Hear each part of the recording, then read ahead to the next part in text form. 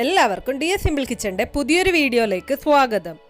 Evening ടൈമിൽ ചായയുടെ ഒപ്പം എന്തെങ്കിലും ഒരു സ്നാക്സ് നമ്മൾ മലയാളികൾക്ക് നിർബന്ധമാണ് അല്ലേ? ഈ ഒരു ശീലം തന്നെ നമ്മൾ നമ്മുടെ മക്കൾക്കും പകർന്നു കൊടുത്തിട്ടുണ്ട്. ഈവനിങ് ടൈമിൽ എന്തെങ്കിലും ഒരു സ്നാക്സ് അവർക്കും മസ്റ്റാണ്.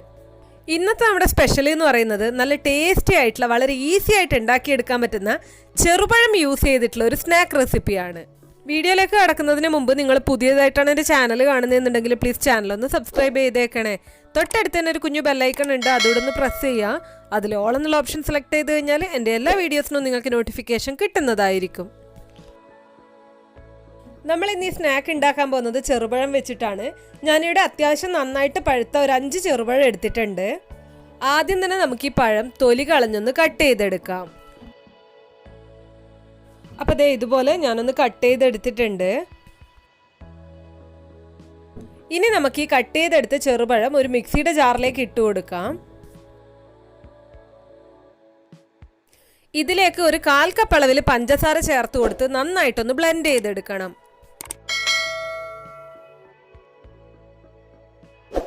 അടുത്തതായിട്ട് ഇതിലേക്ക് നമ്മൾ ചേർത്ത് കൊടുക്കുന്നത് 1/4 കപ്പ് അരിപ്പൊടിയും 1/4 കപ്പ് ഗോതമ്പ് മാവുമാണ്.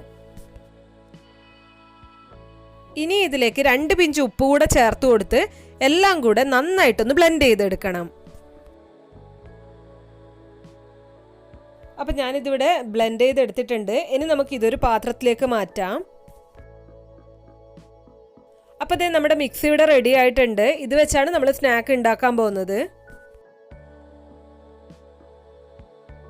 ആദ്യം തന്നെ നമുക്കൊരു പാൻ ഒന്ന് ചൂടാക്കി എടുക്കണം. ഇതിലേക്ക് ഞാൻ അല്പം വെളിച്ചെണ്ണയാണ് ഒഴിച്ചു കൊടുക്കുന്നത്. നിങ്ങൾക്ക് മറ്റേതെങ്കിലും കുക്കിംഗ് ഓയിൽ യൂസ് ചെയ്യാനാണ് ഇഷ്ടം എന്നുണ്ടെങ്കിൽ അങ്ങനെ ചെയ്യാം. എന്നാലും ഈ ഒരു സ്നാക്ക് വെളിച്ചെണ്ണയിൽ ഉണ്ടാക്കുമ്പോൾ പ്രത്യേക ഒരു രുചിയാണ്. ഇത്രയും ഓയിൽ മതിയാവും, ഡീപ്പ് ഫ്രൈ അല്ല നമ്മൾ ചെയ്തെടുക്കുന്നത്. അപ്പോൾ ഓയിൽ നന്നായിട്ട് ചൂടായി വന്നിട്ടുണ്ട്. ഈ സമയത്ത് നമ്മൾ മിക്സ് ചെയ്ത് വെച്ചിരിക്കുന്ന മിക്സിയിൽ നിന്ന് സ്പൂൺ യൂസ് ചെയ്തിട്ട് കുറച്ചായിട്ട് ഇതിലേക്ക് ഇട്ട് കൊടുക്കാം.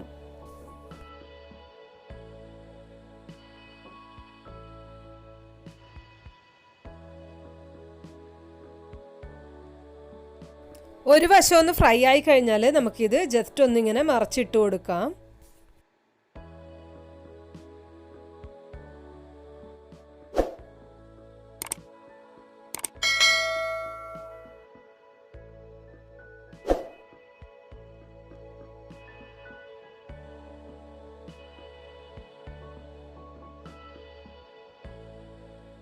അപ്പോൾ 2 വശം ഇവിടെ ഫ്രൈ ആയി വന്നിട്ടുണ്ട്. ഇനി നമുക്ക് ഓയിലിൽ നിന്ന് കോരിയെടുക്കാം.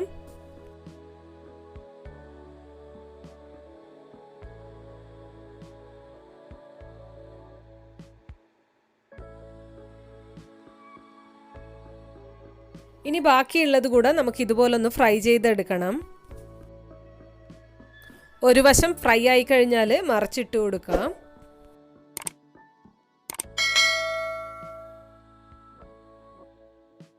രണ്ട് വശവും ഫ്രൈ ആയി കഴിഞ്ഞാൽ നമുക്കിതൊന്ന് കോരിയെടുക്കാം.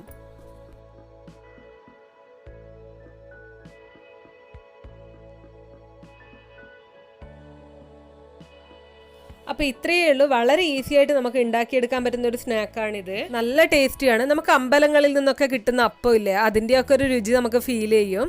അപ്പോൾ എല്ലാവരും മസ്റ്റായിട്ട് ഒന്ന് ട്രൈ ചെയ്ത് നോക്കുക. ഇഷ്ടമാവുകയാണെങ്കിൽ ലൈക്ക് ചെയ്യാൻ മറക്കരുത്. നിങ്ങളുടെ അഭിപ്രായങ്ങളും നിർദ്ദേശങ്ങളും ഒക്കെ കമൻറ്റ് ബോക്സ് വഴി ഇൻഫോം ചെയ്യുക. ഇതുപോലുള്ള കിഡിലൻ റെസിപ്പീസിനായിട്ട് ചാനലൊന്ന് സബ്സ്ക്രൈബ് ചെയ്തേക്കണേ.